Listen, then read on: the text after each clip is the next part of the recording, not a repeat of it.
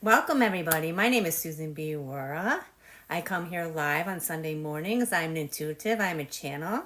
I'm a strong messenger for spirit. So I come here Sunday mornings and I give you guys a message. Welcome to my class. Today's topic is really interesting to me. It should be very interesting to you. We're going to talk about a little bit of energy work. I offer a free class, How to Thrive and Survive Through a Slander Campaign. So we are going to jump off that class and we're going to get into the conversation of destiny swapping. It's a really interesting energy dynamic that I like to dive into. This takes a little bit of deeper understanding of energy.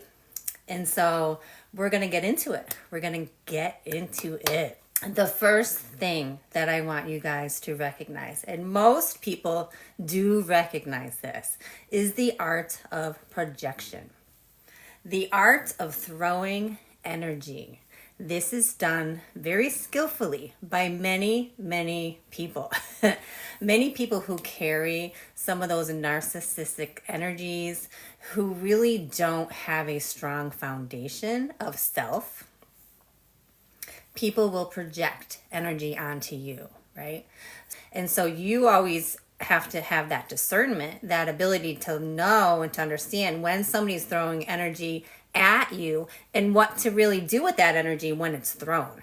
Because a lot of you will be tempted to feel the trigger, right? When somebody's projecting onto you, you really want to defend yourself sometimes. You really want to, sometimes you want to throw that energy right back in a state of anger. In a state of frustration, you're going to zing it right back. A lot of you will duck. You will avoid the energy and let that energy boomerang back to the sender. Those are my preferred experiences. I often will duck. I will take a mental note. I understand what that projection is. I understand how that energy is getting thrown at me. And I understand that that energy belongs to them. It is not me. It is them. That is a practice skill set. It's a little bit difficult because you're naturally going to want to defend yourself, right? And when it comes to slander, there's a big difference about projection and when it comes to slander, okay? Slander 100% has to be an all-out lie. It has to be an all-out lie. Okay, when somebody projects onto you and they're spilling truths, that's not the same. That is not the same as slander. So when you're talking about destiny swapping, you're really talking about sort of characteristic swapping. You're talking about that projection that is full of lies onto you, and a real inner desire for somebody to want to swap those personality traits. They want to swap them because deep down inside they know their energy is of a rotten source, okay? And your light is so bright. You're going to have a lot of experiences with this. You're going to have a lot of interactions with people who see your light and who are going to want it for themselves.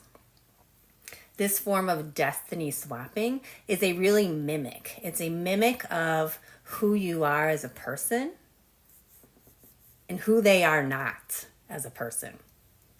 So that's really the distinction between regular projection, somebody projecting onto you their own personality traits and telling on themselves. That's kind of how I look at it a lot of ways. People will tell on themselves. It's very easy to read this energy. And it's really your job to do the energy work, to not take offense to this and to really handle that energy in a very masterful way, right? In a very masterful way. Because if you allow somebody to trigger you and to trigger that imbalance within you so that you're in a reactive state, you really don't have the control of your emotions that you should. And that is really the goal of energy work, is to really have control over those emotions so that you're not reactive, so that you can respond really intelligently to see what's going on and to observe. without reaction. It's very difficult to do. It takes a lot of practice, but it is a beautiful practice.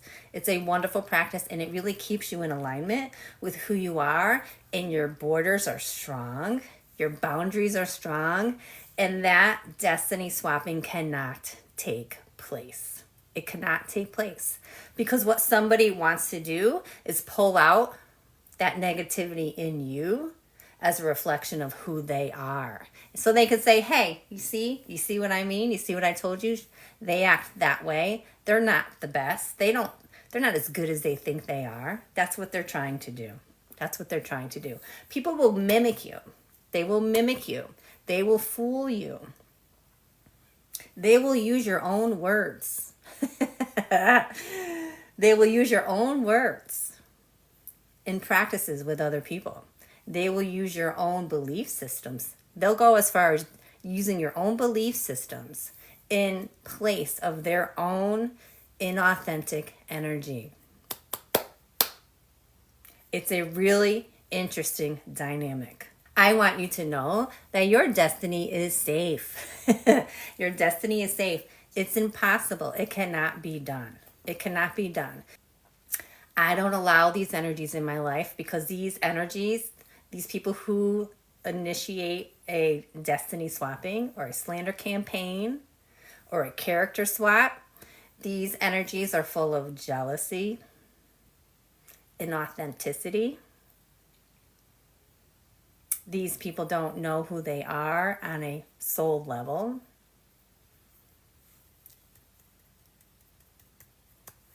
These people can't stand alone.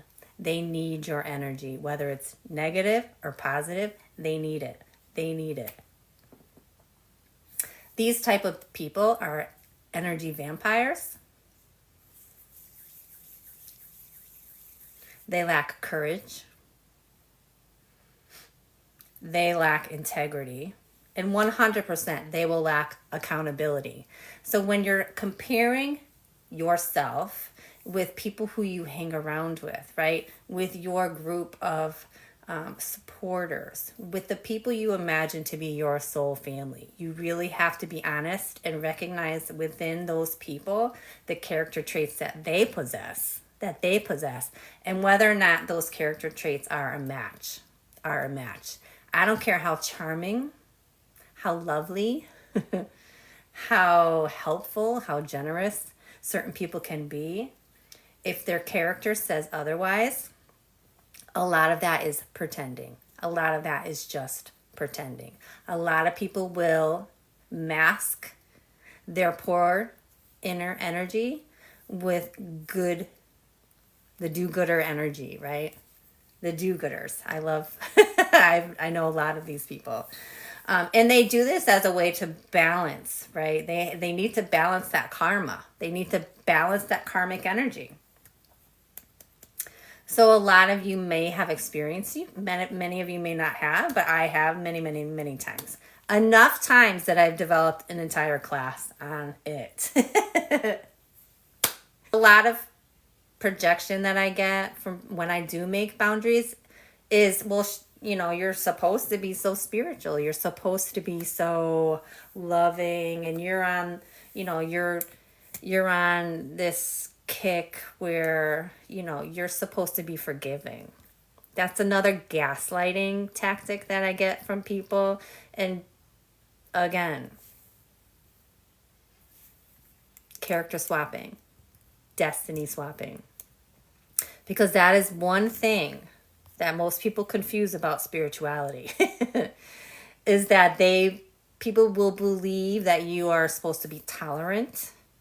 You're supposed to accept behavior. You're supposed to forgive all wrongdoings. And that's okay to some degree if somebody's changing and working on themselves, and if there's change involved. But when there's no change involved and somebody believes you to have to be unconditionally forgiving all the time towards their rotten behavior over and over and over again, that's just a form of gaslighting. For me, my personal relationships with people are so random and they're one-on-one, okay? So in other words, I have one friend here who has no connection to my other friend who's over here, who has zero connection to my other friend who's over here. All of my relationships are a one-on-one relationship. I do not thrive in clique relationships. I do not thrive in group relationships. That is not where I thrive. So I've learned to really appreciate these relationships that are one-on-one. I love them. I adore them. They are so different. They are so different in every aspect from every person that I am in a soulful relationship with. So I really appreciate those relationships, but I have learned, for me, big group relationships do not work. They do not work for me. I don't like the energy involved. It just doesn't work. And I have people on this app who watch me, people who I've removed from my life, who still watch me, right? Who still want to know what I'm doing and, you know, sitting on a Friday night, drinking probably, bored, come on my app to see what's up. And, you know, I just want to say to those people, like, I'm not doing that. Like, I'm not watching you. I don't care what you're doing. I'm busy. Like, that part of my life is over. I've experienced what I experienced. I took the good from that experience and I moved on with it. And my destiny is safe. My destiny is safe.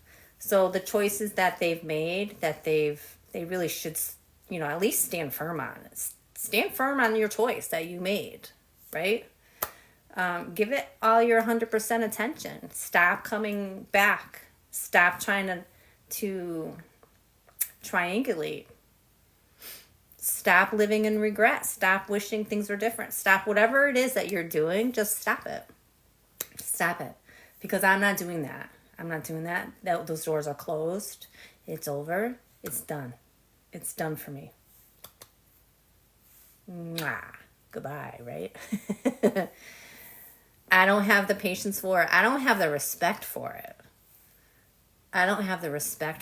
I adore people who have that courage, right? I adore people who make changes and who aren't afraid and who do have integrity, right? And do have integrity. I'm not trying to purposefully hurt other people for no reason other than their insecurity or their jealousy or their need for your attention and energy. I don't have that time. I don't have time for that. I wrote a post a long time ago why you can't go back. That was the post. You can never go back. And the reason why you can't go back is because that's not the lesson. That's not the lesson. Okay? The lesson always is going to be in that self-respect, in the boundaries, and to moving forward. And that is a difficult lesson to learn, you guys. It's difficult because your heart's going to hurt. Nobody likes to feel that pain. Nobody likes to feel the pain of rejection. It's a tough one. But something I discuss in one of my classes, which is a great class to take, one of the biggest things that I like to teach people is that you can be sad. You can be sad. You can be hurt. You can feel all that pain. And if you're still holding your boundaries, even though it hurts, you guys, even though it's painful, and you're still holding those boundaries and you're still moving forward and you're holding that self-respect and the integrity, you're still going to manifest all those beautiful things that are meant for you. That is what you're supposed to be doing.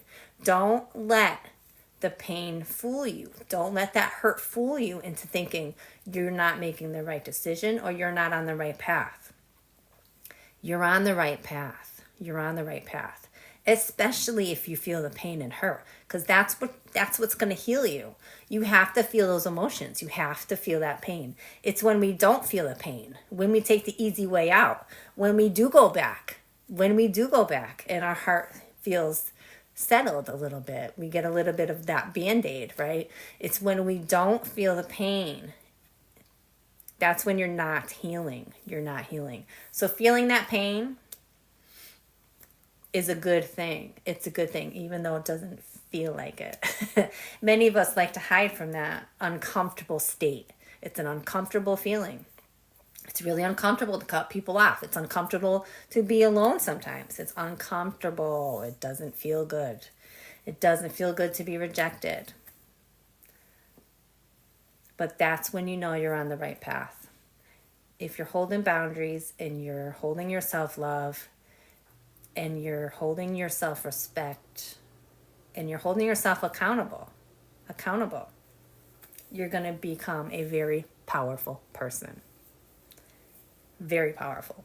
And to some point, you will eventually, these people, you'll eventually see it clearly. You'll see your energy clearly, and you're gonna get the ick, right?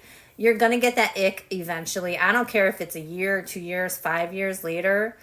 You're gonna have a moment in your life where that energy finally gets released out of your body. It's a great feeling. When that trauma finally gets released is when you'll finally feel that ick. And you got to be a little bit careful now here, because you're going to beat yourself up a little bit. You may think, oh my God, why did I even waste any of my energy on this? This is ridiculous. You may feel that way, right? You're going to be a little bit hard on yourself. Why did I even waste 1 minute of my mental energy on this? Because that ick is going to hit you hard. But that ick is just a final closing of the door. It's a final conclusion, So that was my message this morning. It was an interesting message, and I resonated with it, as always. I wanted to teach it to you guys, that destiny swap. I love that term, destiny swap, because it really shows you how lost people have to be in order to really latch in, right? To really want to latch in on you. Again, I do have a free class. I have other very affordable classes that you can take if you're interested. And it's been wonderful, wonderful, wonderful talking to you guys.